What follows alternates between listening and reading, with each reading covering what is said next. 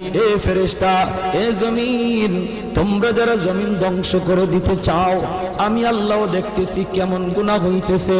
যেই মানুষে আমি আল্লাহ এত আদর করে বানাইলাম, আসমান আল্লাহ বানাইছেন কুন ফায়াকুন বইলা, ফেরেশতাও আল্লাহ বানাইছেন কুন ফায়াকুন বইলা, জমিনও আল্লাহ বানাইছেন কুন ফায়াকুন বইলা, কিন্তু আমারে আপনারে আল্লাহ পাক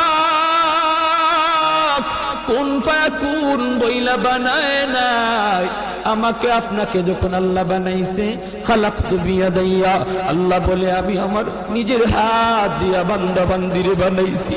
কারণ এই চেহারার মধ্যে এত দামি কপাল, ওই কপাল দিয়া বান্দা আমার কুদরতি কদমে সাজদা দিবে। এই কপালটার এত দাম, এই কপাল কুন ফায়াকুন বললে হয় না, এই কপাল ফেরেশতাদের হাতে বানাইলেও হয় না, আমি আল্লাহ নিজের হাতে বানাইছি।